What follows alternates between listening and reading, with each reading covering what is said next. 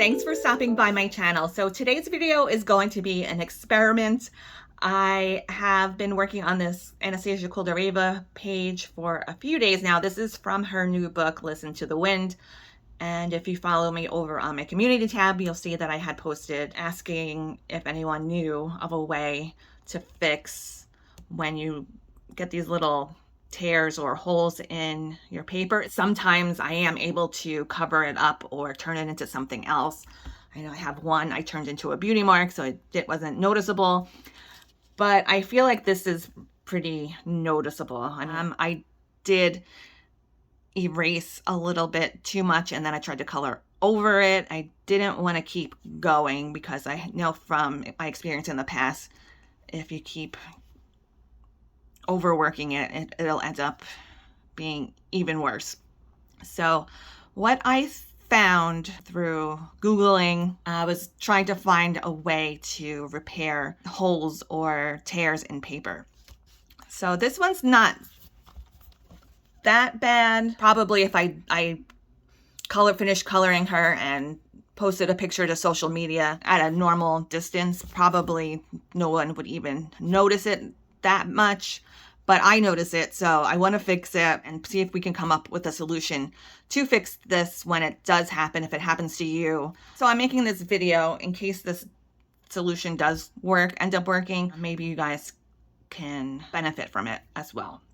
So what I ended up finding that might work is I Googled how to repair tears or holes in paper, and I found a blog post or something talking about this transparent mending tissue. Now, most of the uses for this, I believe, is mostly for books, like with writing on it, not necessarily coloring books. So I thought I would try this. I bought this on Amazon. It's about $8. It says repairing tears in paper. It's supposed to be self-adhesive. So I'm gonna give it a try.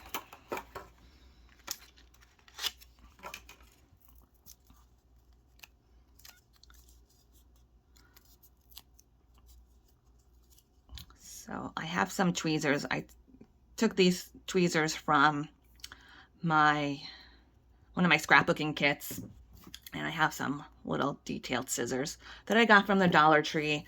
I have my eraser, my electric eraser. I'm going to erase a little bit so I can get this into a little bit smoother spot on her nose, and then we're gonna try out this. All right, you guys, so I'm gonna add a little background music to this. I'm just showing you in real time basically what I did to achieve my end result. So if you just want to skip to the end where I show you how it came out, I will leave a timestamp down below in the description box.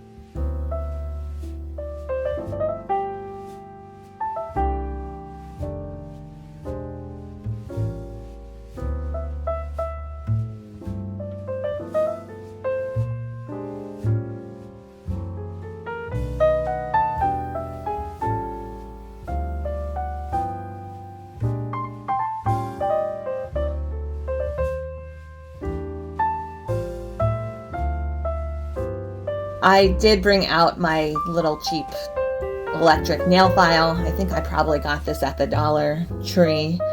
It's not very high powered, so I thought it would work to try and sand down the texture from the paper ripped underneath.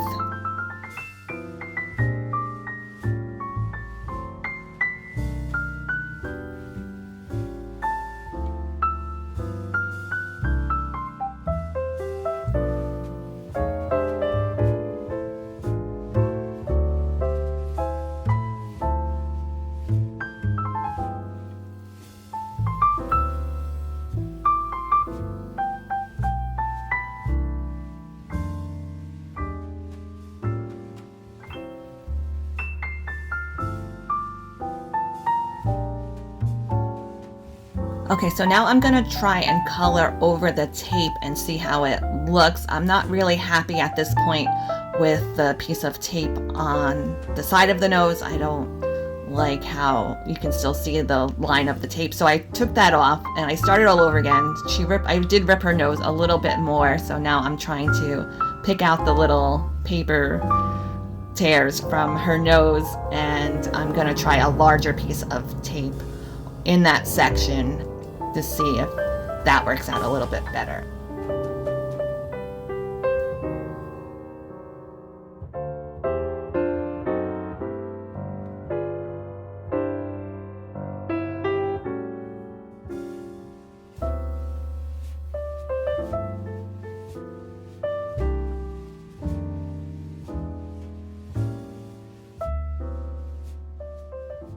All right, so I think I've performed a somewhat successful nose job on this page. Up close, if you look really, really close, you can tell, but I think if you just look at it from a normal distance, I think it came out pretty good.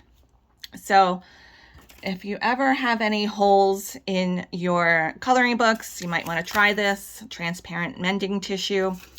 I think this one wasn't like a complete hole. It was mostly just a rip or tear in the top layer of the paper. But maybe if you do have like a complete hole, I would probably put some of this behind the hole just to reinforce it. So this was just something quick I was trying out to see if it worked. So please, if you're gonna try and fix any holes in your coloring books, do so with caution. I almost thought I messed it up more, so I took a bigger piece and covered to the end of her nose so it wasn't such a distinct line of demarcation, I guess. And I didn't really do too much shading around the edges of the tape, just so it didn't leave a noticeable collection of how the color collects into the little cracks. So I think I'm going to leave it like this for now. I'm going to try not to mess around with it too much anymore. I wanted to try this before I continued on to her hair. I did a little bit of her hair so far, but I was like, let me try this before I totally finish this page. I'm not gonna, if I really mess her up, I don't want to go through and color her hair and have a big hole in the middle of her face. Like I said, be careful, do it with caution. And I hope you guys all have a really great rest of your day. Happy coloring, and I'll see you next time.